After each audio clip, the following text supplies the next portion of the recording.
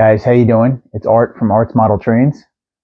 Welcome back to the channel. Welcome back to the basement. I want to talk to you guys about something that's very important: layout maintenance.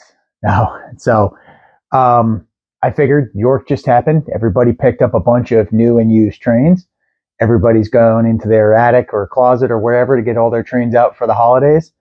Why not talk a little bit about how I do maintenance on my trains and layout? A lot of this stuff I have copied shamelessly from other people, but some of the stuff is unique that I think I picked up, and maybe will help others. So let's dive into what I've got here. So let's start with some of the easiest and most obvious stuff, right?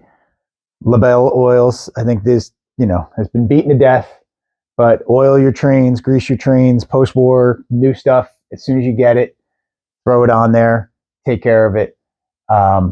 It goes a long way. I don't know how old these bottles are, but they're a few years old and I still got a little bit left. I need to pick some up next time I go to the train shop, but they make a big difference in how your trains run and operate, reduce the stress on the engines if you have wheels that are rolling smoothly and all that kind of stuff. So pretty obvious. One of the other obvious things that I like to point out, I can dig it out here, is for you guys who use, I have a post-board ZW, replace your rollers or check your rollers every once in a while. They obviously, if they're older, will develop flat spots on them and not roll smoothly and therefore lose conductivity across the coil. But then also, if you just leave the handle in the spot for a really long time, like at full throttle, it will, my understanding is it will cause some issues. So you have to just check the rollers every once in a while, roll the handles every once in a while, just to kind of keep those rollers fresh on there. So what's one of the other things I do? I picked this up from a video. I don't remember exactly where, a while back, but I picked up a bunch of cheap makeup brushes from Amazon. And I use these to get into the fine, details of an engine or a boxcar or whatever, get all the dust off. Really good, tip. I think it was RVP who had that one. But yeah, it was a great idea and it makes a big difference when trying to keep stuff clean.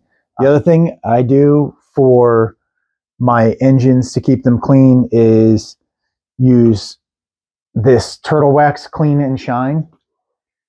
I've used this on pretty much all my engines, just to spray a little on a rag, whether it's a microfiber cloth or old t-shirt or something like that, and just kind of wipe things off. It helps keep them clean, especially on those post-war engines, makes them really shine nice. What else do we have up here? All right, track maintenance. Let's talk about track maintenance. So when I first built my permanent layout, I really didn't worry about track maintenance. I was using old 27 curve and it was only 4x8. I could reach everything and I would just wipe it down with a paper towel every once in a while.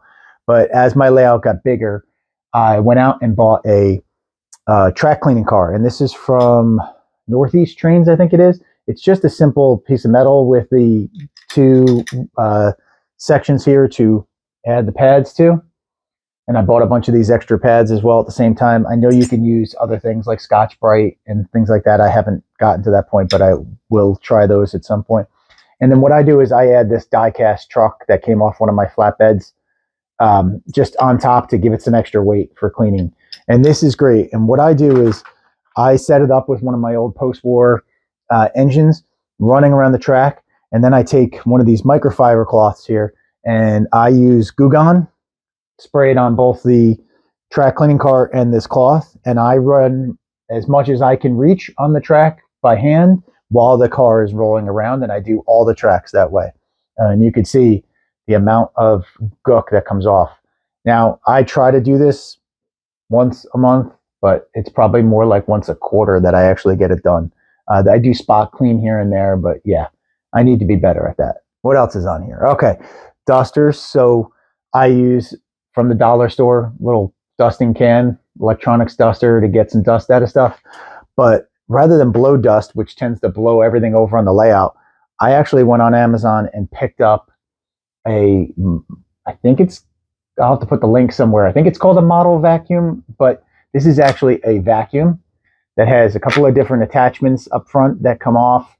And then it has a adjustment that you can actually make it a dust blower as well.